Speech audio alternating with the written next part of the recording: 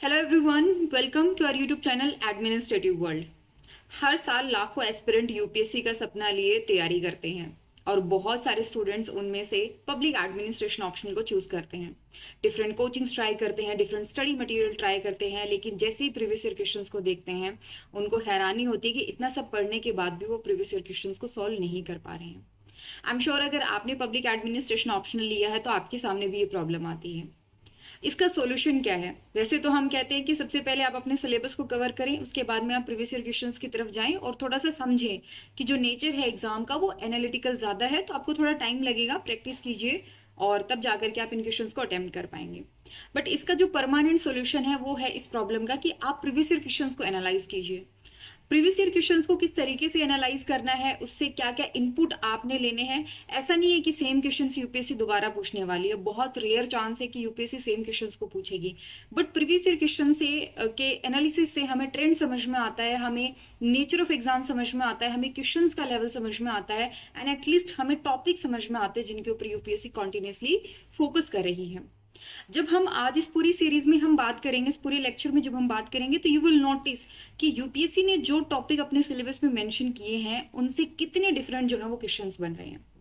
और इसके एंड में मैं आपको एक पूरी प्रॉपर लिस्ट देने वाली हूँ माइक्रो टॉपिक की, जो मैंने खुद ने तैयार की है प्रीवियस ईयर क्वेश्चंस को ध्यान में रखते हुए और मेरा जितना एक्सपीरियंस रहा पब्लिक एडमिनिस्ट्रेशन के साथ में उसको ध्यान में रखते हुए मैंने प्रॉपर एक लिस्ट तैयार की है। तो वीडियो को एंड तक जरूर देखिए, बिकॉज ये जो नेक्स्ट 30-40 मिनट होने वाले हैं ये आपके लिए बहुत प्रोडक्टिव होने वाले हैं। डज नॉट मैटर आप कहीं से कोचिंग ले रहे हैं, कोई स्टडी मटेरियल रेफर कर रहे हैं, ये हर एक एस्पिरेंट के लिए बहुत क्रूशियल है। एक और इम्पॉर्टेंट चीज है कि प्रीवियस ईयर क्वेश्चंस तो आप खुद भी डाउनलोड कर सकते हैं, तो फिर इस वीडियो का क्या सिग्निफिकेंस है? देखो, प्रीवियस ईयर क्वेश्चंस को डाउनलोड करना, खुद से समझना और सही तरीके से समझना, ताकि इस साल का जो एग्जाम है या जब भी आप एग्जाम देने बैठेंगे तब आपके क्या काम आएगा, किस तरीके से उनको समझना है, उनमें से क्या इंपॉर्टेंट चीजें लेनी है हमें, वो हम इस वीडियो के अंदर समझने की कोशिश करेंगे।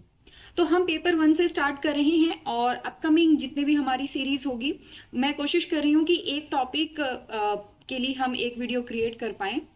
तो जैसे आज हम पेपर 1 की यूनिट 1 पे बात करेंगे एंड इसमें मैं, वैसे तो आपको थंबनेल से आइडिया हो गया होगा, बट इसमें मैं 2013 से लेकर के और 2023 तक बात करूंगी। अगर आप ये वीडियो बाद में देख रहे हैं, 24 के एग्जाम के बाद में देख रहे हैं, 25 में देख रहे हैं, तो आप उन सालों के जो पेपर्स हैं वो भी इसमें ऐड कर सकते हैं। आपके लिए मेरे ख्याल से ईजी रहेगा, क्योंकि मैंने पिछले 11 सालों के पेपर इसमें इंक्लूड करे हैं। आप इसी चीज में और अपना जो है वो जो इनपुट्स हैं वो ऐड कर सकते हैं, राइट? तो पब्लिक एडमिनिस्ट्रेशन फर्स्ट जो यूनिट है वो यूपीएससी ने मेंशन कर रखा है कि इंट्रोडक्शन पार्ट है। और यहाँ पे मैं आपको बता देती हूँ कि इस तरीके से हमने एक माइक्रो टॉपिक की लिस्ट जो है वो तैयार करी है, जो मैं इसी फाइल के साथ में, यानी कि इसी लेक्चर के साथ में मैं आपको कवर करवाऊंगी, राइट? तो पेन एंड पेपर लेकर के बैठिएगा, है ना, और चीज़ों को समझने की हम कोशिश करते हैं, राइट? तो ये हमारा सीरियल नंबर है, ये हमारा मेन क्वेश्चन है। क्वेश्चन नंबर जो है वो मैंने प्रॉपरली मेंशन किया because question number pledge a very important part. समझिएगा, क्वेश्चन नंबर से एक तो कंपलसरी क्वेश्चन है, अगर वो फर्स्ट या फिफ्थ क्वेश्चन है तो वो कंपलसरी है, वो तो आपको आना ही आना चाहिए। और उसमें जो अगर सेकंड, थर्ड, फोर्थ इस तरीके से आ रहा है, फर्स्ट और फिफ्थ को छोड़ करके 8 क्वेश्चंस होते हैं टोटल, तो वो फिर आपके ऑप्शनल होते हैं। ऑप्शनल में भी हालांकि 3-3 के सेट होते हैं, उसमें से आपको एक सेट जो है वो सिलेक्ट करना होता है, राइट? और ये जो है वो कौन से पर्टिकुलर टॉपिक से पूछा गया है वो मैंने यहाँ पे ऐड किया है, राइट? हो सकता है ये थोड़ा लिखने में रह गया होगा, समझते हैं। तो यहाँ पे 2023 से हम पीछे की तरफ जाएंगे, 2023 से स्टार्ट करते हुए 2013 की तरफ बढ़ेंगे, ठीक है? तो ज्यादा समय ना लगाते हुए समझने की कोशिश करते हैं। ओके जी, तो फर्स्ट क्वेश्चन है, let me change the pen. Okay, तो फर्स्ट क्वेश्चन जो है वो पूछा गया है कि public administration horizons have been expanding to cater to the complex needs of citizens in the globalized era, explain. क्या कहने की कोशिश करी गई है कि ग्लोबलाइज्ड एरा के अंदर इंसान की जो जरूरत है वो बढ़ चुकी है और उन्हीं जरूरतों को पूरा करने के लिए पब्लिक एडमिनिस्ट्रेशन का भी जो स्कोप है वो बढ़ता जा रहा है, ठीक है? तो ये क्वेश्चन जो फर्स्ट ए है, आप नोटिस करेंगे कि ज्यादातर जो इस यूनिट से क्वेश्चन है वो फर्स्ट ए, यानी कि पहला ही क्वेश्चन, जैसे आप पेपर ओपन करेंगे पहला क्वेश्चन जो आपको मिलेगा वो इसी यूनिट से मिलेगा, राइट? तो हम क्या करते हैं, हम मीनिंग, डेफिनेशन, नेचर, स्कोप रटते हुए रह जाते हैं और पूछ क्या लिया कि आज के सेंस में, आज में भी क्या है, आज भी आप देखिए बहुत सारे चैलेंजेस हैं, ये कॉन्टेक्सचुअल होता है, राइट। आज भी मान लीजिए जैसे इंफॉर्मेशन का अगर आप बोल, सेम क्वेश्चन को पूछा जा सकता है कि यहाँ पे लिख दिया जाए citizens in the information age era या इंफॉर्मेशन एज, राइट। इसी तरीके से आपसे पूछा जा सकता है कि एनवायरनमेंट के कॉन्टेक्स्ट में, कि एनवायरनमेंट में जब हम एनवायरनमेंट से रिलेटेड बहुत सारे चीज़ों को कंसिडर कर रहे हैं तो इंसानों की ज़रूरत बहुत बढ़ चुकी है और इसलिए पब्लिक एडमिनिस्ट्रेशन का जो है वो होराइजन एक्सपैंड कर रहा है। डिफरेंट हो सकता है, डायमेंशंस डिफरेंट हो सकते हैं। यहाँ पर इन्होंने क्या रखा है, ग्लोबलाइजेशन के बारे में बात करते हुए उन्होंने समझने की कोशिश करी है कि ग्लोबलाइजेशन का जो इम्पैक्ट है वो पब्लिक एडमिनिस्ट्रेशन पर क्या रहा। ठीक है, समझ रहे हैं आप कि पब्लिक एडमिनिस्ट्रेशन के ऊपर ग्लोबलाइजेशन का क्या इम्पैक्ट रहा। यहाँ पे हिंट भी दी जा रही है, समझिएगा, हिंट दी जा रही है कि बड़ा है ना, एक्सपैंड कर रहा है, चेंज नहीं हुआ, कम नहीं हुआ। उन्होंने हिंट दिया आपको क्या, कि एक्सपैंड कर रहा है और इसी चीज को आपने क्या करना है, एक्सप्लेन करना है। आप बताएंगे कैसे एक्सपैंड कर रहा है, कैसे नए नए चैलेंजेस सामने आ रहे हैं, कैसे ग्लोबलाइजेशन के टाइम में role of public administration change हुआ है। आप इसमें लास्ट में थोड़ा बहुत ऐड कर सकते हैं कि किस तरीके से पब्लिक एडमिनिस्ट्रेशन का जो रोल है वो कम भी हुआ है, उसके बारे में भी आप बात कर सकते हैं। बट ज्यादातर जो हिंट है वो दिया गया है। ओरिएंटेशन एग्जाम की नेगेटिव है, पॉजिटिव है, क्रिटिसिज्म पूछा है कि फीचर्स पूछे हैं, क्या पूछा है, वो आपके क्वेश्चन में ही दे दी गई है। यहाँ पे क्या बात करी गई है कि पब्लिक एडमिनिस्ट्रेशन का जो नेचर है, जो स्कोप है वो बढ़ रहा है, इसको एक्सप्लेन कीजिए। ठीक है, फर्स्ट क्वेश्चन था ये 2023 का है, तो मैंने ये टॉपिक जो है वो इंक्लूड किया यहाँ पे कि एक तो पूछा है इन्होंने present status of public administration, यानी कि role of public administration in the 21st century, plus यहाँ पे आप ऐड कर लीजिएगा कि इम्पैक्ट ऑफ एलपीजी के बारे में उन्होंने बात करी है। इम्पैक्ट ऑफ एलपीजी मतलब लिबरलाइजेशन, प्राइवेटाइजेशन एंड ग्लोबलाइजेशन। ये जो टर्म है आप ग्लोबलाइज्ड एरा, तो यहाँ पर आप ये भी ऐड कर सकते हैं कि इन द प्राइवेटाइज्ड एरा, है ना, क्योंकि प्राइवेटाइजेशन का भी जो स्कोप है वो बढ़ ही रहा है।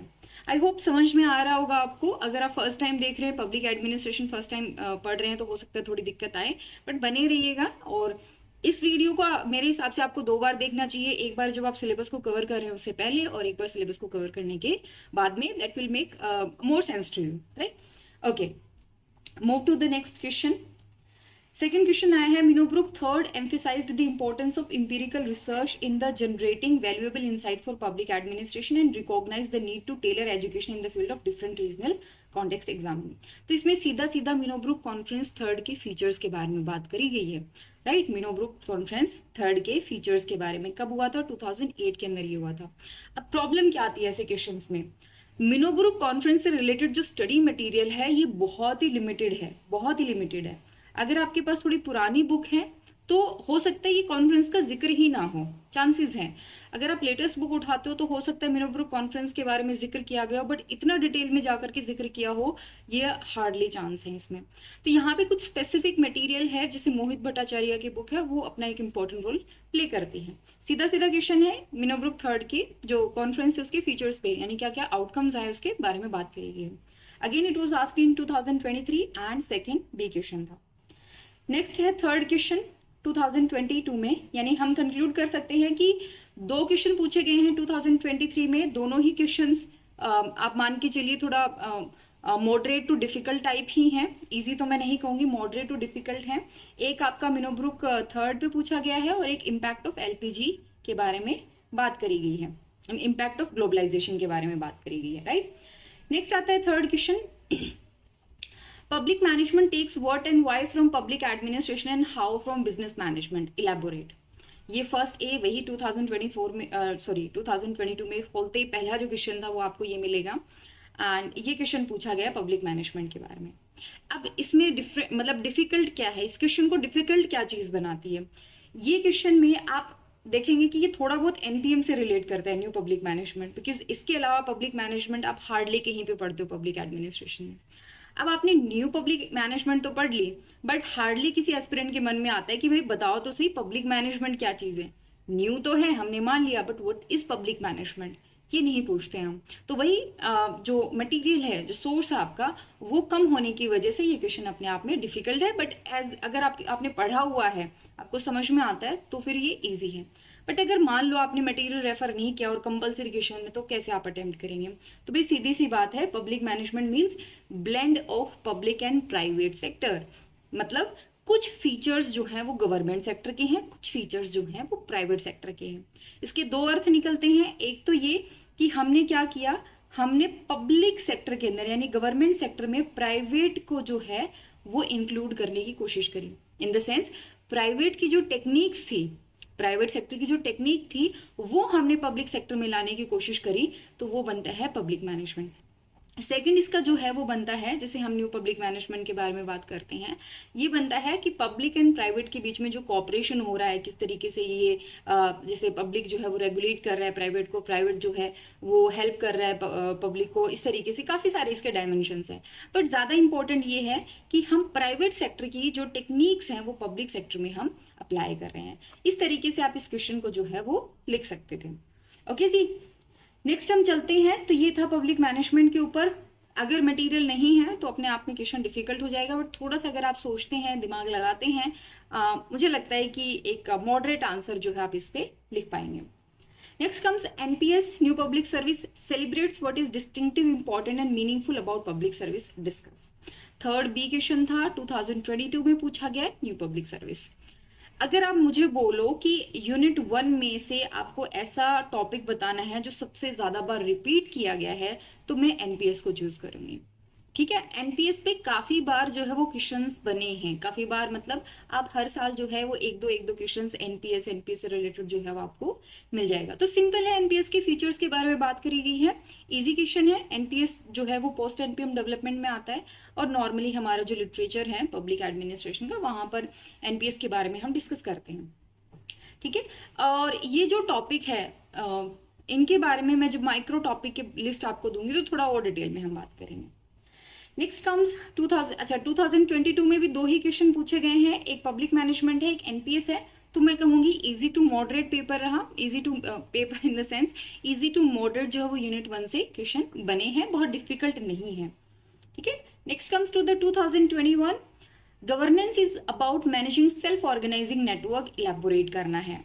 अब इसमें 2 चीजों को ऐड कर दिया, 1 is governance and 2 is network.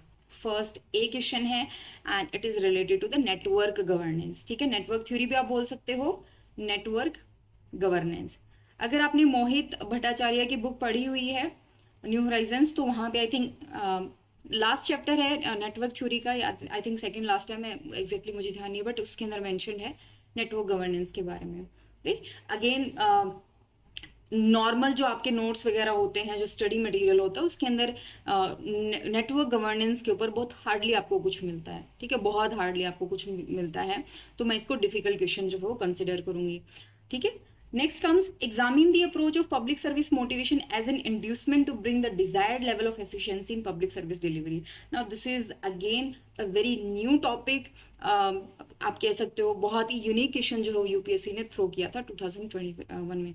देखने में लगता है कि बहुत इजी है, क्योंकि लैंग्वेज बहुत इजी बनाई गई क्वेश्चन की, कि पब्लिक सर्विस मोटिवेशन को किस तरीके से हम एफिशिएंसी लाने के लिए यूज कर सकते हैं। मतलब पब्लिक सर्विस डिलीवरी के अंदर अगर हमें एफिशिएंसी लानी है तो किस तरीके से हम पब्लिक सर्विस मोटिवेशन को यूज कर सकते हैं। अब आप यहाँ पे बात करोगे कि हाँ लोगों के अंदर जो वो उनको मोरल बूस्ट करना है, मोटिवेशन थ्योरी की यहाँ पर बात करने लग जाओगे और इसको रिलेट कर दोगे किससे, मोटिवेशन से, यानी एडमिनिस्ट्रेटिव बिहेवियर से, जो कि गलत होगा। पब्लिक सर्विस मोटिवेशन अपने आप में एक थ्योरी है। ठीक है, पेरी एंड वाइज की, पेरी एंड वाइज की अपनी आप में एक थ्योरी है, जिसमें पूरा का पूरा पब्लिक सर्विस मोटिवेशन के ऊपर डिस्कस किया गया है, and it's a post NPM development, post NPM. ठीक है, ये भी पोस्ट एनपीएम है। पोस्ट एनपीएम मतलब वो जो डेवलपमेंट न्यू पब्लिक मैनेजमेंट के बाद में स्टार्ट हुए हैं।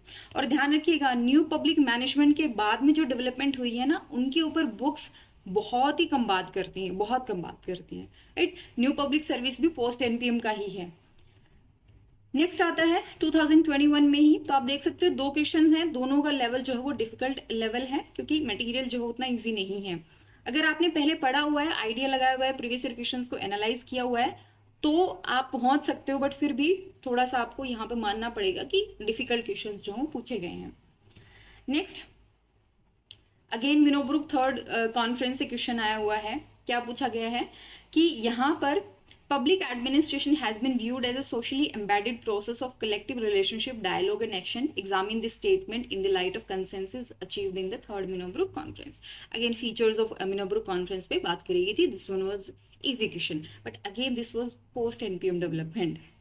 वैसे तो हम इसको एनपीए के साथ पढ़ते हैं, एनपीए के हम मिनोब्रुक कॉन्फ्रेंस फर्स्ट, सेकंड और थर्ड के साथ में ही हम पढ़ लेते हैं, साथ में पढ़ लेते हैं, but this is post NPM development, right, ध्यान रखिएगा। तो आप देख सकते हैं थर्ड मिनोब्रुक कॉन्फ्रेंस में डेप्थ में जाके क्वेश्चंस पूछे जा रहे हैं। पहले क्वेश्चन आ चुका है, अगेन 2023 में आया था, 21 में क्वेश्चन आया था। ओके जी, यहाँ पे देखिएगा, अगेन आपको दिखेगा new public service. So new public service, I told you again it's a very repetitive theme वाला क्वेश्चन है ये।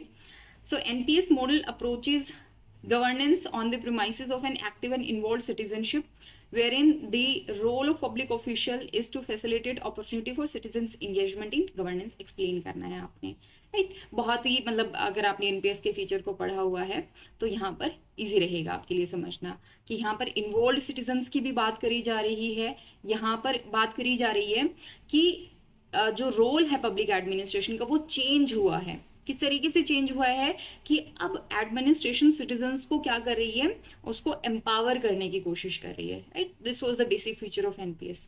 तो बहुत ही मैं मानूंगी कि this one was easy question to attempt. यहाँ पर आप उस पर मत जाइएगा कि इतनी वो स्टेटमेंट दे दी, हम कैसे उस पर बात करेंगे। भाई स्टेटमेंट है, आपने पहले पढ़ी हुई है, तो उसके हिसाब से आप फीचर्स को आपने एक्सप्लेन करना है। ओरिएंटेशन देख लीजिएगा, ठीक है, कभी हम इसके बारे में डिटेल में बात करेंगे। वैसे तो कैसे आपको नब्ज पकड़नी होती है क्वेश्चन की, ना, कि किस किस डायरेक्शन में जा रहा है क्वेश्चन। वो पॉजिटिव में बात कर रहा है, वो नेगेटिव में बात कर रहा है, वो क्रिटिसिज्म पूछना चाह रहा है, वो क्रिटिसिज्म दे के आपसे काउंटर करवाने की कोशिश कर रहा है। अभी मैं क्रिटिसिज्म तुम्हें दे रहा हूँ, तुम इसको काउंटर करो। इस तरीके से भी क्वेश्चन आते हैं, समझने की कोशिश करते हैं, राइट। नेक्स्ट आता है 2021 में ही न्यू वेबेरियन स्टेट, ठीक है, new Weberian state again post NPM development. और ये मोहित भट्टाचार्य की भी, मतलब जो आप न्यू होराइजन पढ़ते हो वहां पर भी हार्डली इसका रेफरेंस मिलेगा आपको। ये इनकी मोहित भट्टाचार्य की दूसरी बुक आती है, री इन्वेंटिंग पब्लिक एडमिनिस्ट्रेशन है, पता नहीं रिस्ट्रक्चरिंग है, मुझे नाम ध्यान नहीं है उसका, पतली सी बुक आती है, ब्लू कलर का उसका वो आता है। उसके अंदर ये दिया हुआ है टॉपिक पोस्ट एनपीएम डेवलपमेंट, वो फर्स्ट चैप्टर ही पूरा इस पे बेस्ड है। तो इसका मतलब ये नहीं वो बुक पढ़ने बैठ जाना, ठीक है। तो उसका सॉल्यूशन मैं देती हूँ, आपने इसको कैसे कवर करना है, अभी इस पे बात करते हैं। So new Weberian state involve changing the model of operation of administrative structure into a model focused on meeting citizens need. Discuss करना बहुत बेसिक क्वेश्चन है, बट एनडब्ल्यूएस की जो फीचर्स है उनके बारे में बात कर रहा है। फोर्थ बी क्वेश्चन 2021 में। ना यू कैन सी 2021 में अराउंड जो है वो 5 क्वेश्चन पूछे गए हैं। पहला नेटवर्क गवर्नेंस है, public service motivation second, Minnowbrook conference third, NPS fourth and new Weberian state. ध्यान देने वाली बात यह है कि पांचों के पांचों क्वेश्चंस पोस्ट एनपीएम डेवलपमेंट पे, पांचों के पांचों क्वेश्चंस। नॉर्मल आप पढ़ते रह जाओगे, meaning, nature, scope, good governance, ये एनपीए के फीचर, एनपीएम के फीचर सारे पढ़ते रह जाओगे। क्वेश्चंस किस पे पूछ लिया है, पोस्ट एनपीएम। अब आपको डिफिकल्ट क्यों लगता है इसको रेफर करना, प्रीवियस ईयर क्वेश्चंस को रेफर करना, क्योंकि ये टॉपिक हमने पढ़े हुए नहीं होते हैं, ना तो यूपीएससी इनको अपने सिलेबस में मेंशन करती है, और ना ही ये हमारा जो स्टैंडर्ड मटेरियल होता है। स्टैंडर्ड मटेरियल में मैं कोचिंग को भी काउंट करती हूँ, मैं नोट्स को भी काउंट करती हूँ, मैं जो नॉर्मल बुक्स आती है हमारी मार्केट में, नॉर्मल मतलब चाहे वो फिर अरीबाम हो, चाहे फिर वो फादिया हो, चाहे नॉर्मल, उसमें उतना डिटेल में इन टॉपिक को नहीं कवर किया जाता है। और इस वजह से हम उन पर रिलाई करते रहते उनको रिवाइज करते हैं, और जब हम पीवाईक्यूज देखते हैं तो एकदम से हैरान होते कि ये क्या पूछ लिया हमसे। आई होप आप समझ पा रहे होंगे कि मैं किस तरफ जो है वो आपको लेके जा रही हूँ, किस तरफ आपके ध्यान दिलाने की कोशिश कर रही हूँ, ठीक है जी। तो 2021 तक हम पहुंच चुके हैं, एंड 5 क्वेश्चंस बहुत बड़ी अमाउंट होती है, 5 क्वेश्चंस है ना। उसमें से भी आई थिंक आप सीरीज देखिएगा, ये फर्स्ट 1 है, फर्स्ट सी है, यानी कि दोनों कंपल्सरी क्वेश्चंस हैं, ये सेकंड बी है, और ये देखिएगा एक सेट में 3 क्वेश्चंस होते हैं, फोर्थ ए, फोर्थ बी और फोर्थ सी। यानी कि एक सेट में 2 क्वेश्चंस आपके एक उससे आए हुए हैं, एक यूनिट से आए हुए हैं। ये बहुत मतलब एक अच्छा साइन भी मान लीजिए और एक चैलेंजिंग चीज भी मान लीजिएगा ना। This is that's why UPSC known as unpredictable. 23 में और 22 में 2-2 क्वेश्चन पूछे हैं, 21 में 5 क्वेश्चन उठा लिए एक यूनिट से। ओके, नेवरदलेस आगे बढ़ते हैं। नेक्स्ट पूछा गया है 2022 में हम पहुंच चुके हैं। The strength of public administration is in the exploration of complexities and nuances of public policy making and implementation. Discuss करना है आपने। फर्स्ट ए क्वेश्चन है 2020 में पूछा गया है, role of public administration and public policy. अब ये क्वेश्चन मैं मानूंगी बहुत सिंपल है, ठीक है, बहुत सिंपल क्वेश्चन है। आप मान सकते हो आप अपने लेवल पे कि मॉडरेट टू डिफिकल्ट आप इसको कंसिडर कर सकते हो। रीजन बताती हूँ मैं क्यों। देखो, आप मीनिंग ऑफ पब्लिक एडमिनिस्ट्रेशन पढ़ते हो, वहां पर आपको डिफरेंट डेफिनेशंस दी हुई होती हैं। आप देखेंगे कि जो पुरानी डेफिनेशंस है उसमें माना गया है कि पब्लिक एडमिनिस्ट्रेशन जो है वो इम्प्लीमेंटेशन का काम है। वहां पर बात करी गई है लॉ इम्प्लीमेंटेशन की, कि बहुत पुरानी आप 1900 के आसपास की जो डेफिनेशन देखेंगे, 19 जैसे वुड्रो विल्सन की आप देख लीजिए 1910 1920 के आसपास की जो डेफिनेशन है वहां पर लॉ की बात करी गई। बिकॉज पब्लिक पॉलिसी जो है वो बाद में चलन में आया था। पब्लिक पॉलिसी जो टर्म है आप 30s 40s 50s उसके बाद में आप पब्लिक पॉलिसी के बारे में बात करना स्टार्ट करोगे। उससे पहले जो है वो लॉ जो है उसके बारे में बात करेगी। लॉ इम्प्लीमेंट करना जो है पब्लिक एडमिनिस्ट्रेशन का काम है। बाद में जब फोकस हुआ इम्प्लीमेंट करना, फिर बात करेगी कि देखो पॉलिसी को इम्प्लीमेंट करना पब्लिक एडमिनिस्ट्रेशन का काम है। बाद में थिंकर आते हैं, आपको पता है क्राइसिस फेज आता है 1950s में, पब्लिक एडमिनिस्ट्रेशन क्राइसिस में जा रहा था। तो उस टाइम उन्होंने रियलाइज किया कि हम इसको पॉलिटिकल साइंस से अलग नहीं कर सकते, हम इसको पॉलिटी से अलग नहीं कर सकते पब्लिक एडमिनिस्ट्रेशन को। वी नीड समथिंग कि ये रेलेवेंट बना रहे, और रेलेवेंट बना रहने के लिए इसको पॉलिसी मेकिंग में भी उतना इंपॉर्टेंट रोल प्ले करना होगा जितना ये पॉलिसी इंप्लीमेंटेशन में करता है। तो बाद की जो डेफिनेशन है आप देखेंगे कि वहां पर पॉलिसी मेकिंग और पॉलिसी इंप्लीमेंटेशन दोनों के ऊपर बात करी गई है, ठीक है। उनका ये मानना था कि पब्लिक एडमिनिस्ट्रेशन का जो रोल है वो पॉलिसी मेकिंग से भी रिलेट करता है, पॉलिसी इंप्लीमेंटेशन से भी रिलेट करता है। तो यहाँ पर आप देख सकते हो कि पब्लिक एडमिनिस्ट्रेशन की उसी डेफिनेशन को थोड़ा एक्सप्लोर किया गया है कि जो स्ट्रेंथ है पब्लिक एडमिनिस्ट्रेशन की वो क्या है, वो पब्लिक पॉलिसी मेकिंग और इम्प्लीमेंटेशन के जो न्यूएंसेस आते हैं उसको टैकल करने के लिए, ठीक है। ये तो एक तरीका था। दूसरा तरीका क्या होता है, जब आप पब्लिक पॉलिसी पढ़ते हो, पब्लिक पॉलिसी में भी तो आप देखते हो ना कि पब्लिक पॉलिसी पब्लिक एडमिनिस्ट्रेशन से कैसे जुड़ी हुई है। बिकॉज पब्लिक पॉलिसी अपने आप एक डिफरेंट टॉपिक, एक डिफरेंट सब्जेक्ट है। आप इसमें रिसर्च कर सकते हो पब्लिक पॉलिसी में, आप इसमें जो है प्रॉपर स्टडी अपनी मास्टर्स वगैरह इसमें आराम से कर सकते हो। सो पब्लिक पॉलिसी को पार्ट बनाया गया था पब्लिक एडमिनिस्ट्रेशन का। इसमें बोला गया है कि हाँ पब्लिक पॉलिसी मेकिंग और इम्प्लीमेंटेशन के जो न्यूएंसेस होते हैं, ठीक है, न्यूएंसेस मतलब जो कहते हैं ना हम डिफरेंट डायमेंशंस होते हैं, उनको टैकल करना ये पब्लिक एडमिनिस्ट्रेशन का काम है। इसको आपने डिस्कस करना था, ठीक है। आई होप अब चीजें थोड़ी थोड़ी क्लियर हो रही होंगी, कॉन्फिडेंस आ रहा है कि हाँ PYQs उतने भी टफ नहीं होते हैं। नेक्स्ट कम्स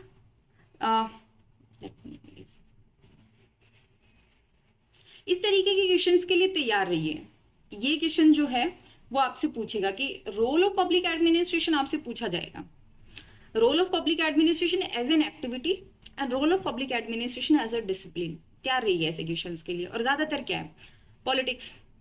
भाई पब्लिक एडमिनिस्ट्रेशन का काम पॉलिटिकल जो डिसीजंस होते हैं उनको इम्प्लीमेंट करना है, लेकिन उन डिसीजंस को बनाने के पीछे दिमाग किसका है, वो भी एडमिनिस्ट्रेटर्स का ही होता है। तो as an activity, as a discipline, इनके जो रोल है चेंजिंग डायमेंशंस में, उसके लिए रेडी रहिए। क्वेश्चंस आते हैं और मैं कहती हूँ अनएक्सपेक्टेड क्वेश्चंस भी जो है इस पे पूछे जा सकते हैं, इसमें कोई बड़ी बात नहीं है।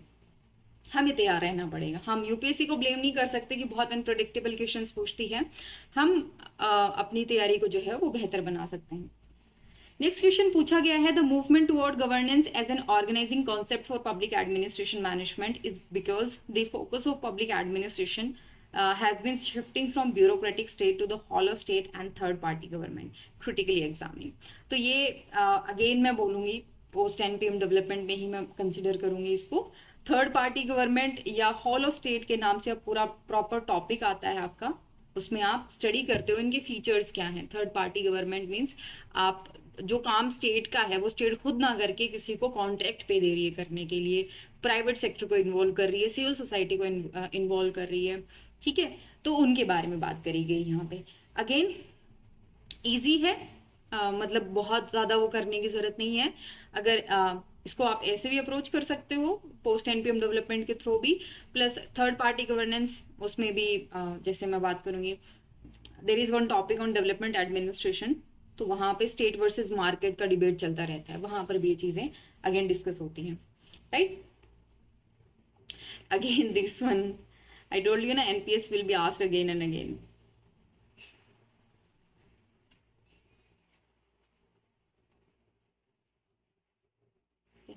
एनपीएस का अब देखिएगा, एनपीएस जो है वो पूछा गया है कि NPS emphasizes democracy and citizenship as the basis for public administration theory and practice elucidate. Again NPS के बारे में ही उसके फीचर्स जो हैं वो पूछे गए हैं। 2020 की बात करेंगे। नेक्स्ट 2020 में, अच्छा अब आप देखेंगे पीछे जैसे जैसे आप जाएंगे एक बहुत यूनिक ट्रेंड आपको मिलेगा। कैसा ट्रेंड? जो भी कॉन्सेप्ट हैं उन कॉन्सेप्ट में अकाउंटेबिलिटी को जोड़ दिया गया है। जैसे एनपीएम से अकाउंटेबिलिटी पे क्या असर पड़ेगा, एनपीएस से अकाउंटेबिलिटी पे क्या असर पड़ेगा, थर्ड पार्टी गवर्नेंस से अकाउंटेबिलिटी पे क्या असर पड़ेगा, एक्सटर्नल और इंटरनल अकाउंटेबिलिटी के बारे में बात करी गई है। मतलब रिलेट किया गया है अकाउंटेबिलिटी से, इनको एक तरीके से रिलेट करके क्वेश्चन जो है वो पूछा गया है। So accountability under NPM has undergone a radical change, although the focus has continued to remain on management। Comment करना है ये क्वेश्चन एनपीएम के फीचर, बट मैं मानूंगी डिफिकल्ट क्वेश्चन है, बिकॉज एनपीएम के जितने फीचर्स हम पढ़ते हैं उसमें अकाउंटेबिलिटी में बहुत डिटेल में बात नहीं की जाती है, राइट। अब आप समझ रहे हैं आपने अपने कॉन्सेप्ट को किस तरीके से समझना है। एनपीएम में accountability plays a very important role. समझिएगा कैसे, स्टेट का होना, गवर्नमेंट का होना, it ensures that okay government को हम अकाउंटेबल बना सकते हैं, है या नहीं उसके ऊपर बाद में बात करेंगे, बट गवर्नमेंट को हम अकाउंटेबल बना सकते हैं। बट क्या प्राइवेट सेक्टर को हम अकाउंटेबल बना सकते हैं? कैसे? एनपीएम बात करता है कि आप प्राइवेट सेक्टर को दे दो, जितनी सर्विस देनी है आप उनको दे दो, मतलब जितनी सर्विसेज आपने आउटसोर्स करनी है उतनी कर दो, प्लस जो पब्लिक सेक्टर आपके पास रह गया वहां पर भी प्राइवेट सेक्टर की जो टेक्निक है उनको इंट्रोड्यूस करा दो। अब जब आप ऐसा कर रहे हो, ठीक है, आप प्राइवेट सेक्टर की जो टेक्निक है उनको पब्लिक सेक्टर में आप अप्लाई कर रहे हो, तो आपको ये भी ध्यान रखना पड़ेगा कि कहीं पर अकाउंटेबिलिटी तो कॉम्प्रोमाइज नहीं हो रही है। You have to make sure, right. तो इस तरीके के क्वेश्चंस जो है वो पहले पूछे गए सर। सो 2020 के अंदर जो है वो आप देख पा रहे हैं 4 क्वेश्चंस आए हुए हैं। इसमें आपने बात करी सिंपल मीनिंग के बारे में, हॉलो स्टेट पूछा गया है, एनपीएम के जो कॉन्सेप्ट है वो है एनपीएस में। Again you can see the dominance of post NPM topic, ठीक है, डोमिनेंस, क्रिटिकल डोमिनेंस अगर मैं बोलूं तो, ठीक है। ओके नेक्स्ट चलते हैं और 2019 में एंटर करते हैं। 2019 में पहला ही क्वेश्चन आपको जो मिलेगा वो था public administration is constantly being reinvented because it is contextual. Again I told you public administration का जो मतलब है वो बार बार री इन्वेंट हो रहा है, मतलब नया मतलब निकल करके आ रहा है जैसे जैसे कॉन्टेक्स्ट चेंज हो रहा है। सिंपल है, मीनिंग, नेचर, स्कोप, या आप कह सकते हो प्रेजेंट सेंस में भी इसका जो चेंजिंग है, चेंजिंग नेचर है, चेंजिंग स्कोप है, उसके रिगार्डिंग पे बात करी गई है।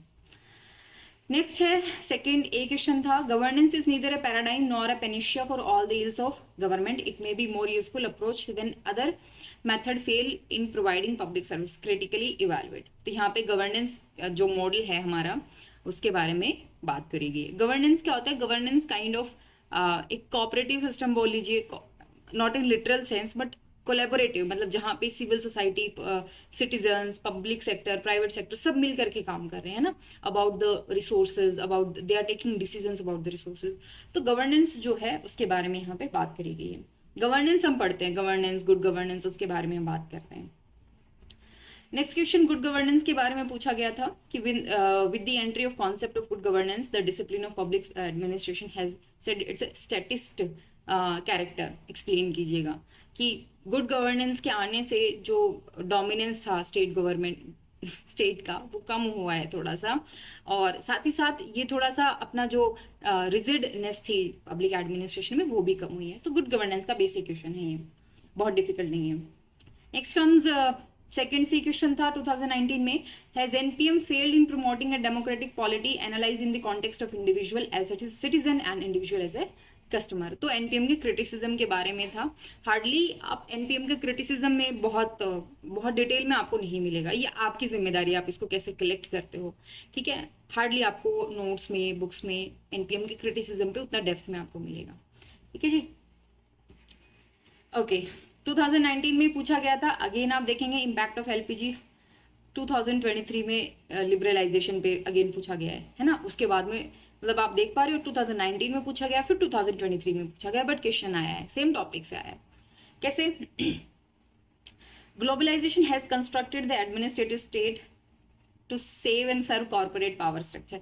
Now this was the question I was telling you कि कई बार यूपीएससी आपको क्रिटिक्स वाला एंगल रख के देता है, कई बार यूपीएससी आपको एक नेगेटिव स्टेटमेंट देता है और बोलता है कि आप इसको मतलब बताओ, डिफेंड करो इसको या इसके अगेंस्ट बोलो, इसको करो तुम, मतलब नेगेटिव स्टैंड लेता है और फिर आपको जो है उसको करेक्ट करना है। सो discuss how transnational corporation impact government and public administration in the contemporary era.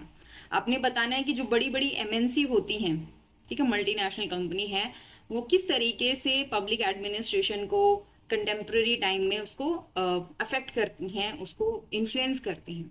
2019 में पूछा गया था। ये क्वेश्चन आने के पीछे एक मेन रीजन और भी था कि आज के टाइम पे एमएनसीज का जो इम्पैक्ट है वो बहुत बढ़ चुका है, ठीक है। खास करके जो टेक्नोलॉजी रिलेटेड एमएनसीज हैं, है ना, उनका इन्फ्लुएंस बहुत बढ़ चुका है। जैसे आप देखिएगा गूगल है, आपके फेसबुक है ना, इनका इन्फ्लुएंस आज के टाइम पे बहुत बढ़ चुका है। मीडिया को बहुत इन्फ्लुएंस कर रहे हैं, सोशल मीडिया के थ्रू यूथ को बहुत इन्फ्लुएंस कर रहे हैं, media in the sense youth को बहुत इन्फ्लुएंस कर रहे हैं, हर एक आदमी तक कम्युनिकेशन पहुंच पा रहा है। प्लस में जो बड़ी बड़ी कंपनीज है, लाइक अगर हम प्रोडक्ट की बात करें तो जैसे एप्पल है, माइक्रोसॉफ्ट है, ये भी बहुत बड़े लेवल पे मतलब बहुत बड़े लेवल पे एडमिनिस्ट्रेशन को इन्फ्लुएंस कर रही हैं। उसी के कॉन्टेक्स्ट में जो है वो क्वेश्चन जो है वो बना था। Again I would say easy to moderate question है, बहुत डिफिकल्ट क्वेश्चन इसको नहीं कंसिडर कर सकते। 2019 में हम देख सकते हैं फिर 3 क्वेश्चंस पूछे गए हैं, सॉरी 4 क्वेश्चन, अरे माय मिस्टेक, 5 क्वेश्चंस हैं। मीनिंग हम स्कोप के बारे में है, गवर्नेंस है, गुड गवर्नेंस, एनपीएम की criticism and impact of LPG. तो ये आपके ट्रेडिशनल टॉपिक से ही क्वेश्चंस आए हैं, है ना, कुछ डिफरेंट बहुत यूनिक क्वेश्चंस इन्होंने नहीं बनाए, बहुत डिफिकल्ट नहीं रखा है पेपर। अब पहुंचते हैं 2018 में, बात करते हैं। So the scope of discipline of public administration is determined by what administrative system does. Does it mean the scope of this discipline is boundaryless? Explain करो। ये कह रहा है कि स्कोप जो है पब्लिक एडमिनिस्ट्रेशन का वो चेंज होता रहता है, जैसे जैसे बाहर का एनवायरनमेंट चेंज होगा वैसे वैसे चेंज होता रहता है। तो सिंपल क्वेश्चन है स्कोप। अब इसको रिलेट करके देखना, थोड़ा सा लैंग्वेज चेंज हो रही है, ठीक है, लैंग्वेज चेंज हो रही है, बट काफी हद तक आपको ऐसा क्वेश्चन ये मिलेगा। ये देखो कि it is constantly being reinvented because it is contextual. कहने का मतलब ये हुआ ना कि जैसे जैसे कॉन्टेक्स्ट चेंज होता है वैसे वैसे पब्लिक एडमिनिस्ट्रेशन का जो स्कोप है, जो नेचर है, वो भी चेंज हो रहा है ना। मैं ये नहीं कहती एग्जैक्ट क्वेश्चन है, बट हाँ आप आइडिया लगा सकते हो किस तरीके से क्वेश्चन रिलेट कर रहे हैं। ओके जी, अगेन 2018 में फिर एनपीएस पे क्वेश्चन आया है। तो एनपीएस पे अभी तक आई थिंक 3 बार आ चुका है, ये 4th टाइम है question. NPS approach is an improvement over it's प्रेडिसर एनपीएम, डिस्कस करना है, अगेन सिंपल क्वेश्चन, ठीक है। 2018 में क्वेश्चन आया एनपीए के ऊपर, ठीक है, ओके। तो इसमें पूछा गया phenomenological approach advocated by the new public administration has obstructed the path of theory building in public administration comment। यहाँ पर बात करी गई है एनपीएम के बारे में ही, साथ में ये भी एक काइंड ऑफ क्रिटिसिज्म है एनपीए के ऊपर। ये क्रिटिसिज्म है कि एनपीए की वजह से थ्योरी बिल्डिंग में प्रॉब्लम आ रही थी, आपने इस पे कमेंट करना है, ठीक है। अगेन मॉडरेट क्वेश्चन आप इसको लेके चलिएगा। अब आप देखिएगा 2018 में एक क्वेश्चन आया है that political and administrative system have reciprocal relationship, discuss करना है आपने। 2018 में 3rd जो क्वेश्चन था उसका 2nd पार्ट है। तो इसमें पॉलिटिक्स या पॉलिटिकल साइंस एंड एडमिनिस्ट्रेशन का जो है वो रिलेशन पूछा गया है। ठीक है, आपको लगेगा क्या पूछ लिया, बट पब्लिक एडमिनिस्ट्रेशन जब आप स्टडी करते हो तो आपको इसको बाकी सोशल साइंस से भी रिलेट करके पढ़ना होता है, वहीं से नॉर्मली क्वेश्चन जो है ये बना है। ओके, एक एक चीज और ध्यान रखिएगा, ऐसे क्वेश्चन जब आते हैं ना तो जरूरी नहीं कि जो यूपीएससी ने बोला आपको उसके साथ साथ चलना होता है। नॉर्मली जैसे ही हम क्वेश्चंस देखते हैं, अच्छा हम सोच अरे बाप रे इसमें तो क्रिटिसिज्म बोला गया है, क्रिटिसिज्म करना है, नहीं, आपने जस्टिफाई करना होता है, आपने अपनी बात को जस्टिफाई करना होता है। जो उन्होंने बोला है उसके हिसाब से समझिएगा और देखिएगा कि इन्होंने क्रिटिसिज्म दे के हमें उसको काउंटर करने के लिए हमें बोला है, उसके पक्ष में बोलने के लिए बोला, किस तरीके का स्टैंड हमें लेना है। सेम क्वेश्चन ही उसमें पूछा गया था, मतलब पॉलिटिकल के ऊपर ही मैं मानूंगी सेम क्वेश्चन है। Political approach to public administration stresses on the values of representative political responsiveness and accountability through elected officials to the citizens. ये रोजन ब्लूम की स्टेटमेंट है, इसके ऊपर आपने कमेंट करना है। Again moderate to difficult question है, बिकॉज पॉलिटिकल अप्रोच की यहाँ पर बात करी गई है, पब्लिक एडमिनिस्ट्रेशन की वैल्यूज का भी इसमें एंगल आ गया, इसमें रिस्पॉन्सिवनेस अकाउंटेबिलिटी का भी आ गया है ना। कहने का पूरा सार ये निकल करके आता है कि पॉलिटिक्स और जो एडमिनिस्ट्रेशन है उनका रिलेशन कैसा। ठीक है, ओके जी, तो देख सकते हैं 2018 के अंदर जो है वो 5 क्वेश्चन पूछे गए हैं। बहुत डिफिकल्ट क्वेश्चंस तो नहीं लग रहे है ना, जितना 22 23 के अंदर क्वेश्चंस आ रहे हैं उस तरीके के तो नहीं है भारी भरकम। एनपीएस स्कोप एनपीए इनके बारे में ही बात करेगी। अब आता है 2017 और 2017 में हमें मिलते हैं हमारे first administrative thinker Woodrow Wilson के बारे में क्वेश्चन। वुड्रो विल्सन में आप देखेंगे 2017 के बाद में 2023 तक सिंगल क्वेश्चन नहीं पूछा गया है, बट ऐसा नहीं है कि आप वुड्रो विल्सन को ना पढ़ के जाओ, कभी भी पूछा जा सकता है। Woodrow Wilson father of public administration है, तो definitely he is important. But यहाँ पर रेलेवेंस पे क्वेश्चन आया है कि 130 साल हो चुके हैं उनकी पब्लिकेशन को, बट आज भी उनका जो ऐसे है वो उतना ही रेलेवेंट है। कमेंट कीजिएगा।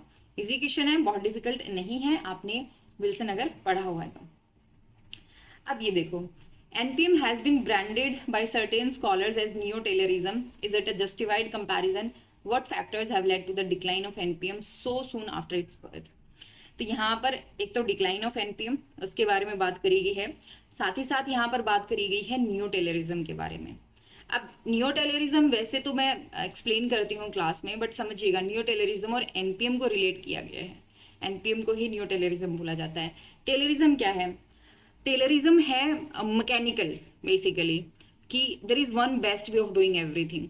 क्या एनपीएम वैसा ही कर रहा है ना? वैसा तो नहीं है, बिकॉज ये रिफाइंड वर्जन है टेलरिज्म का। ओके, तो ये नोट्स में आपको इजीली मिल जाता है न्यू टेलरिज्म के बारे में। एंड फिर आपको एनपीएम के डिक्लाइन होने के पीछे रीजन क्या है, वही क्रिटिसिज्म क्या है उसके बारे में बात करी गई है। फिर देखो, कोई भी थ्योरी डिक्लाइन क्यों होती है? अगर वो प्रेजेंट कॉन्टेक्स्ट में रेलिवेंट नहीं है तो वो डिक्लाइन होगी। मतलब जो चीज चल रही है आप उसको एक्सप्लेन नहीं कर रहे हो, तो फिर आपका रेलिवेंस जो है वो खत्म हो जाएगा धीरे धीरे, है ना। ओके, ये बहुत सिंपल है। Discuss the relationship between the evolution of discipline profession of public administration. यहाँ पर बस बात करी गई है इवोल्यूशन की, बात करी गई है इवोल्यूशन एज एन एक्टिविटी और एज अ डिसिप्लिन और एज ए प्रोफेशन। इवोल्यूशन के बारे में बात करी गई है, तो मुझे नहीं लगता बहुत डिफिकल्ट क्वेश्चन है ये। हाँ, थोड़ा सा आपने एक्सप्लेन करना है कि किस किस तरीके से जो है वो, इसको ऐसे समझिए कि थ्योरेटिकली पब्लिक एडमिनिस्ट्रेशन में किस तरीके से चेंज आए हैं और रियलिटी में एडमिनिस्ट्रेशन का रोल जो है वो किस तरीके से चेंज हुआ है ना। उस बेसिस पे क्वेश्चन पूछा गया है। 2017 का क्वेश्चन था, again moderate to difficult type मान के चलिए इसको। अवेलेबल है बट ट्विस्ट किया हुआ है। आप देख सकते हैं सिंपल चीज है बट ट्विस्ट करके प्रेजेंट किया गया है। सिंपल सा क्वेश्चन है, ट्विस्ट कर दिया, मैनिपुलेट कर दिया स्टेटमेंट को।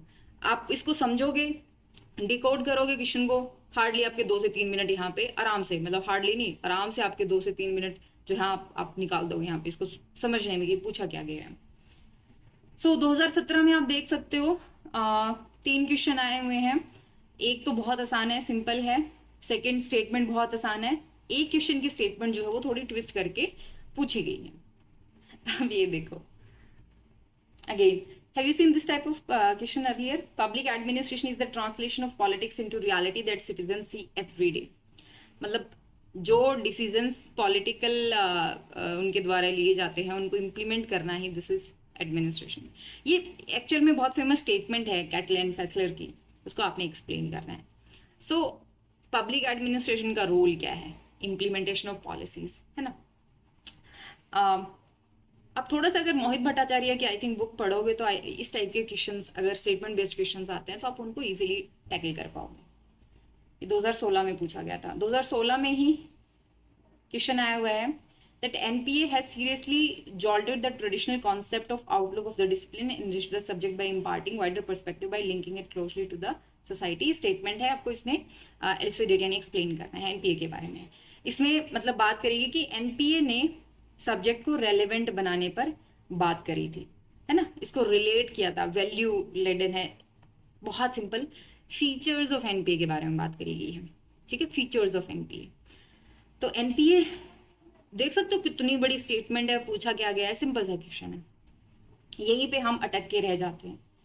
नेक्स्ट आता है 2016 में गुड गवर्नेंस के ऊपर, that good governance is ensuring respect for human rights and rule of law, centering democracy, promoting transparency in capacity in administration. ये कोफी अन्नान की स्टेटमेंट है and Kofi Annan is related, I think head of UN रह चुके हैं, ठीक है, correct me if I am wrong, but Kofi Annan was very famous personality. कई बार आप इनके कोट भी देखते हो, एथिक्स वगैरह में इनके काफी कोट भी आते हैं।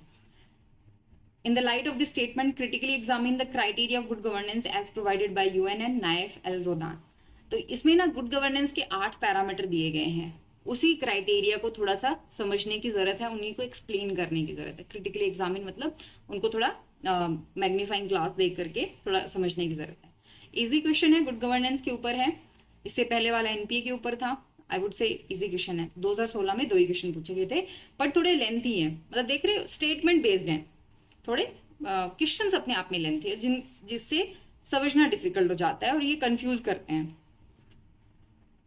ओके 2015 में क्वेश्चन आया हुआ है, discuss how the public choice theory promotes the concept of steering and undermine the concept of rowing in visualizing efficient and effective administration.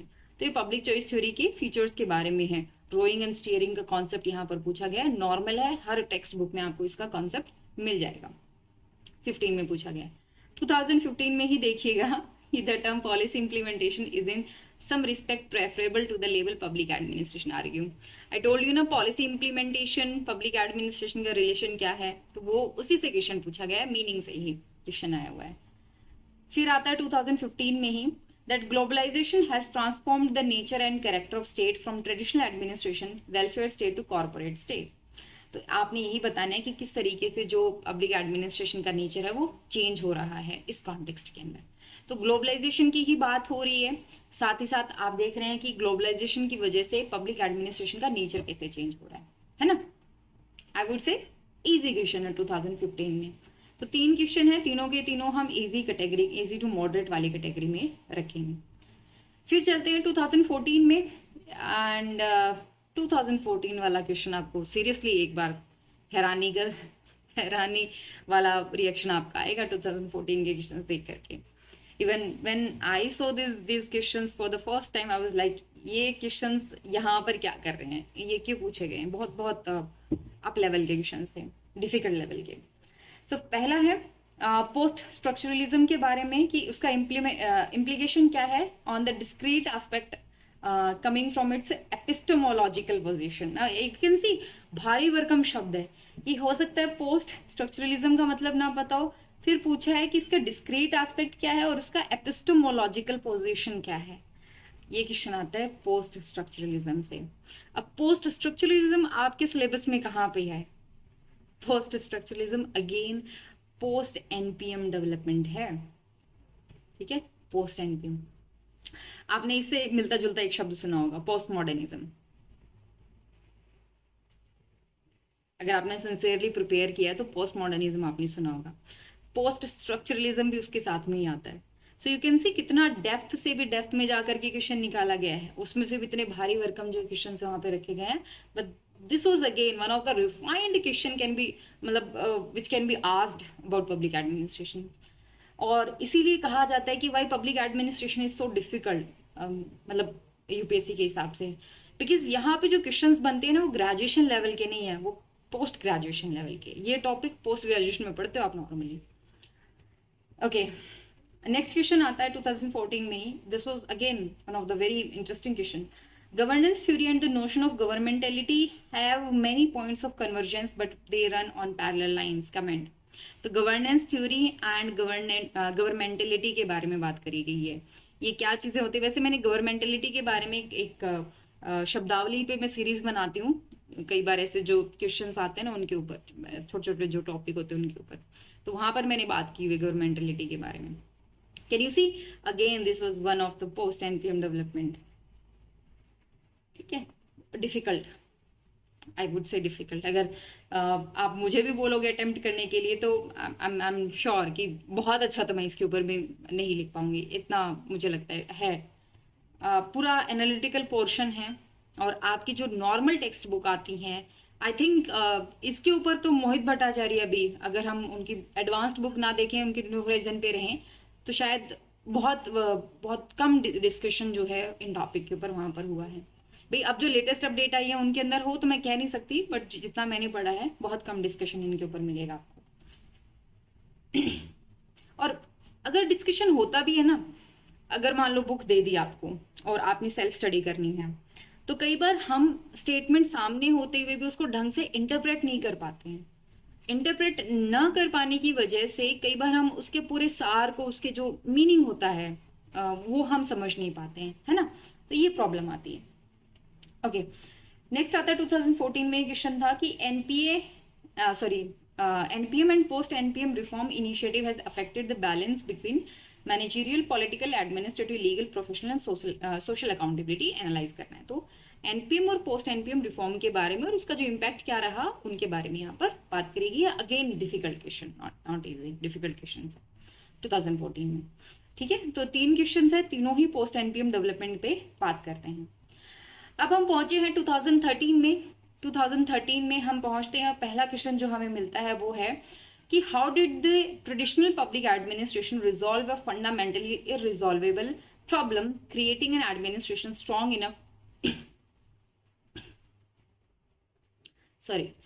Enough to be effective but not so strong enough to endanger accountability. यहां पर आप देख पा रहे हो, again accountability से relate किया गया है कि जो ट्रेडिशनल पब्लिक एडमिनिस्ट्रेशन है वो एक बैलेंस बना करके रखता है। किस में? वो यहाँ पर आपको स्ट्रॉन्ग एफिशिएंट एडमिनिस्ट्रेशन भी देता है, प्लस अकाउंटेबिलिटी भी इंश्योर करता है ना? तो ब्यूरोक्रेसी की यही कैरेक्टरिस्टिक है, एडमिनिस्ट्रेशन एंड अकाउंटेबिलिटी पे रिलेट करके क्वेश्चन बना दिया। अगेन अगर आप, मुझे लगता है मोहित भट्टाचार्य आपने पढ़ी है तो ईजी रहेगा। बाकी जो नॉर्मल ट्रेडिशनल बुक है वहां पर मुझे नहीं लगता इतना एनालिसिस करके क्वेश्चन पूछा है। फैक्चुअल नहीं है ये एनालिटिकल क्वेश्चन है। फैक्चुअल और एनालिटिकल में क्या फर्क होता है? देखो, फैक्चुअल होता है कोई पर्टिकुलर टॉपिक है और उससे डायरेक्ट क्वेश्चन आ गया, उसके फीचर्स, उसके क्रिटिसिज्म पूछ लिए, तो मैं बोलूंगी कि फैक्चुअल और कॉन्सेप्चुअल टॉपिक है। एनालिटिकल मतलब उसका कोई क्या इम्पैक्ट हो सकता है, उसको किसी और टॉपिक से रिलेट करके पूछ लिया, इस तरीके के जब क्वेश्चन आते हैं जिनमें फैक्ट का कम स्कोप रहता है, तो मैं उनको कहती हूँ कि एनालिसिस वाले क्वेश्चन एनालिटिकल है ना। ओके जी, यहाँ पर हमें नेक्स्ट मिलता है 37th क्वेश्चन है that public administration in the neoliberal era is governed less by instruments of internal accountability and more by those of external accountability. elaborate कीजिए। आप देख सकते हैं न्यूलिबरलिज्म के ऊपर है, प्लस न्यूलिबरलिज्म को रिलेट किया गया है अकाउंटेबिलिटी के साथ में, इंटरनल एंड एक्सटर्नल अकाउंटेबिलिटी वाला कॉन्सेप्ट है। तो आपको दोनों पता होने चाहिए, आपको न्यूलिबरलिज्म भी पता होना चाहिए, आपको अकाउंटेबिलिटी का कॉन्सेप्ट भी पता होना चाहिए, है ना। सो अगेन मैनिपुलेट किया गया है, स्टेटमेंट को ट्विस्ट किया गया है और इंटरलिंक किया गया डिफरेंट कॉन्सेप्ट को, और एनालिटिकल क्वेश्चंस है, मतलब डिफिकल्ट बनाए गए हैं, टाइम टेकिंग क्वेश्चंस बनाए गए हैं इस टाइम पे। इस टाइप के क्वेश्चंस आपको अब नहीं देखने को मिलते, जितना 2013-14 में था उस टाइप के क्वेश्चंस अब यूपीएससी का पैटर्न चेंज हुआ है। ठीक है, ये एनपीएम के क्रिटिसिज्म पे है, स्ट्रेट फॉरवर्ड है कि एनपीएम जो है जितना इसके एंथुसियास्ट, इसके प्रोमोटर इसको कहते थे कि ये कर देगा वो कर देगा, उतना है, और ना ही क्रिटिक्स जितना कह रहे थे उतना खतरनाक है। इसको डिस्कस करना है, मतलब क्रिटिसाइज करते हुए इसको फेवर करना है, कुछ इस तरीके से भी। रियलिटी पे इसका, इसने क्या रोल प्ले किया, क्या इसका रेलेवेंस है, उस पर आपने बात करनी है। नेक्स्ट आता है पब्लिक सर्विस डिलीवरी पे ही है, that a variety of different organizational arrangement can be used to provide different public goods and service. Explain the theory underlying this proposition and its potential contribution. Theory से उठा करके एक statement दे दी, पूछा गया कि statement कौन सी थ्योरी को explain करती है और उसका कंट्रीब्यूशन क्या है। तो जहाँ तक हम इस थ्योरी को समझ पाते हैं, स्टेटमेंट को समझ पाते हैं, ये रिलेट करती है पब्लिक सर्विस माफ कीजिएगा, पब्लिक चॉइस थ्योरी से। पब्लिक चॉइस थ्योरी क्या कहती है, आपके पास मल्टीपल ऑप्शंस होने चाहिए, चॉइस होनी चाहिए। तो ये थ्योरी भी क्या कह रही है कि डिफरेंट ऑर्गेनाइजेशनल अरेंजमेंट किए जा सकते हैं to provide different public goods and services, है ना। तो ये उसके बारे में, थ्योरी के बारे में पूछा गया, उसके फीचर्स पूछे गए। तो ये थे 39 क्वेश्चंस जो आपकी यूनिट 1 से आए हुए हैं। और मैंने अभी तक आपने जितना सुना उसमें मैंने आपको पूरा मतलब कोशिश करी समझाने की कि किस तरीके से PYQs को आपने समझना है। और आपने अब आप समझ चुके हैं, आई थिंक ये 50 मिनट आपने जो दिए हैं, आपको आइडिया हो गया होगा कि किन किन टॉपिक पे आपने ध्यान देना है।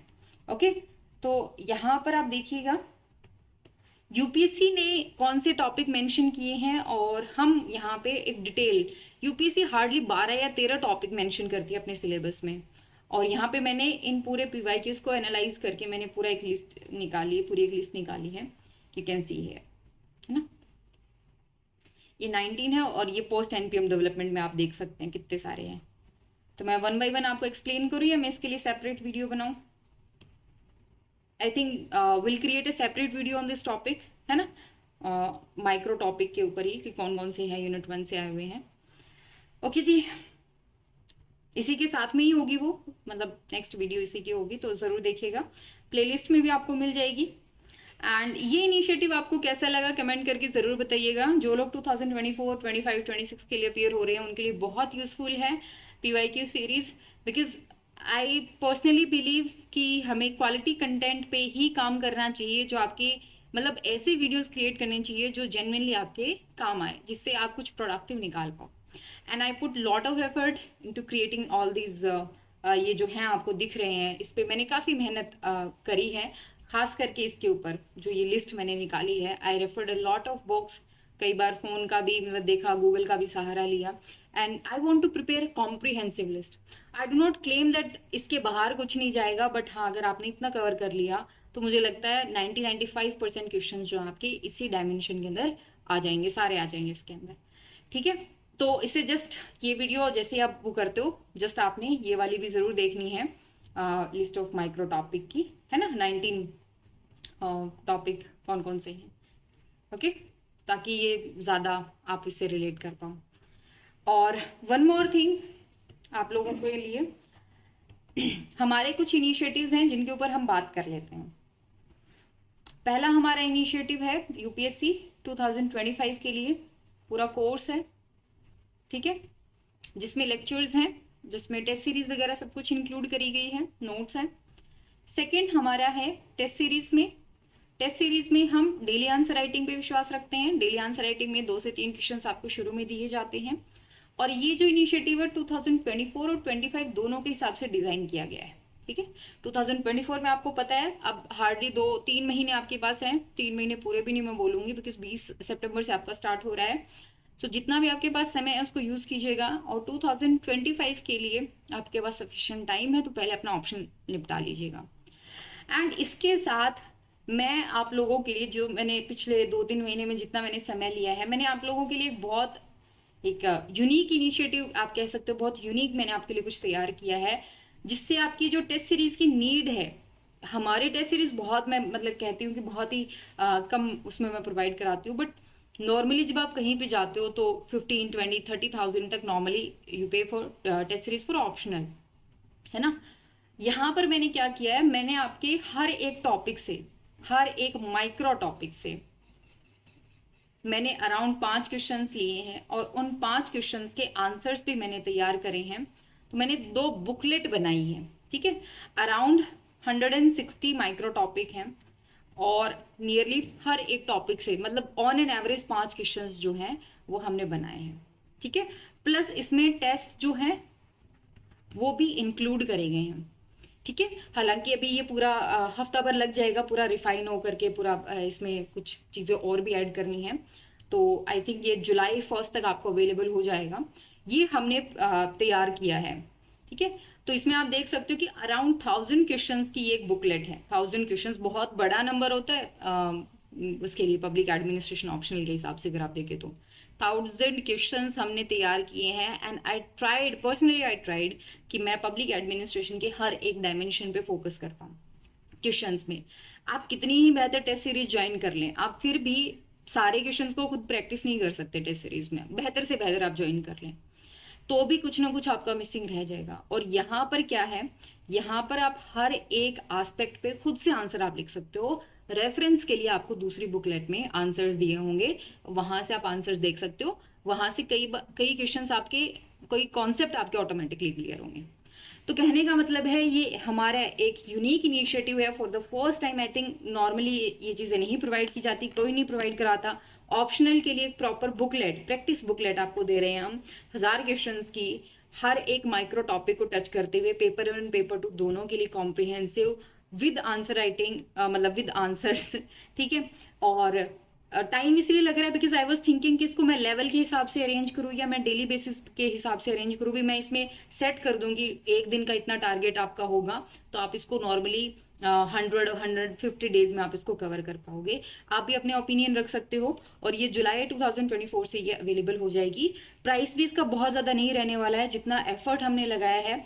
और अगर मान लो आपको लगता है कि आप टेस्ट सीरीज नहीं ज्वाइन कर पा रहे हो, आप अफोर्ड नहीं कर पा रहे, टेस्ट सीरीज का फायदा ये होता है कि आपको लाइव जो है वो आपका इवेल्युएशन हो जाता है। एक फैकल्टी सामने बैठी होती है, वो आपको इवेल्युएट करके दे देती है।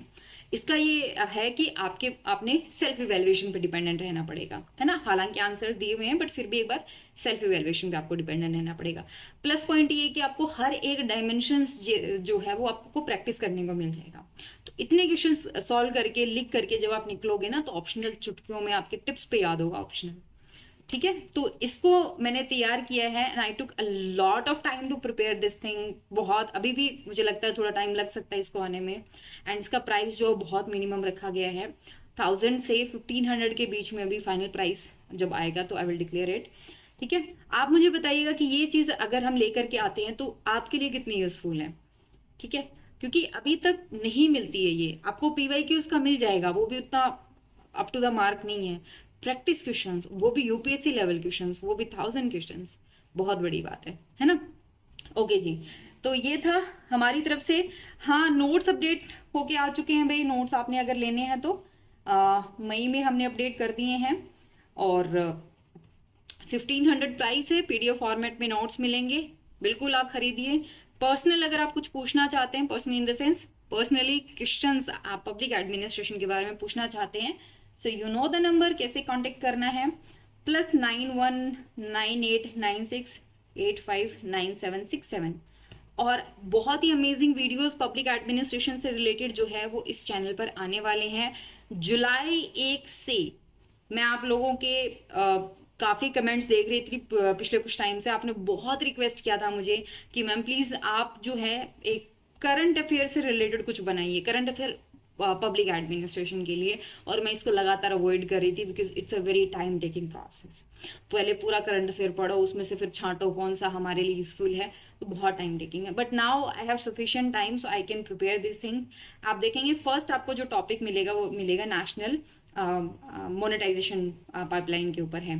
ठीक है। किस तरीके से रिलेट करता है, और इसमें मैं आपको बताऊंगी कि क्या सेम टॉपिक के ऊपर पहले भी क्वेश्चंस पूछे गए हैं, उनके बारे में भी हम बात करेंगे। तो कहने का मतलब ये है कि आने वाले टाइम में बहुत कुछ चैनल के ऊपर नया आपको मिलने वाला है। चैनल आपका one of the most favourite होने वाला है यूपीएससी की प्रिपरेशन के लिए, ऑप्शन की प्रिपरेशन के लिए, right. And one more thing, lastly update मैं एक और देके जा रही हूँ आपको कि जुलाई 1 से ही, अभी तो हम 24 जुलाई है ना, हाँ जी 24 जुलाई है। जब ये वीडियो आपको मिलेगी 24 जुलाई, माफ़ कीजिएगा, आई एम सॉरी, 24 जून है जब आपको ये वीडियो मिलेगी। 24 जून है। जुलाई 1 से हम PSIR के लिए भी इनिशिएटिव ले रहे हैं। ठीक है। हर एक टॉपिक के ऊपर, जैसे हमने पब्लिक एडमिनिस्ट्रेशन के ऊपर छोटी छोटी वीडियो क्रिएट करी थी, सिलेबस पूरा कवर करा था, सेम उसके ऊपर हम पॉलिटिकल साइंस के लिए भी कंटेंट लेकर के आ रहे हैं। ओके जी, तो इतना ही था, काफ़ी था आज के लिए। I think this is one of the lengthiest video I have created for discussion about PYQs, but I can take guarantee of this thing कि ये जो 1 घंटा आपने मुझे मतलब दिया है, आपने मेहनत करी है, यहाँ पे देख रहे हो आप, तो ये आपकी प्रिपरेशन में कितना यूजफुल होने वाला है ये आप अंदाज़ा नहीं लगा सकते हैं। बहुत ज़्यादा एकदम से आपकी ओरिएंटेशन, आपके सोचने का तरीका, कौन से टॉपिक पे ध्यान देना है, कितना ध्यान देना है, कौन से डायमेंशंस पे फोकस करना है, you get the idea. And इसके जस्ट बाद वाली जो वीडियो है माइक्रो टॉपिक के बारे में, वो देखना मत भूलिएगा। कोई डाउट आता है ज़रूर कांटेक्ट करिएगा, and please join our Telegram channel. ठीक है, लिंक मैं आपको डिस्क्रिप्शन में दे दूंगी, जो पिन कमेंट होते हैं वहाँ पर भी आपको लिंक मिल जाएगा। टेलीग्राम ज़रूर ज्वाइन कर लीजिएगा, वहाँ पर अपडेट प्रोवाइड कराना मेरे लिए ईजी होता है। ओके जी, thank you so much, and next video के लिए ज़रूर वेट कीजिएगा, इसके जस्ट बाद में आने वाली। Thank you.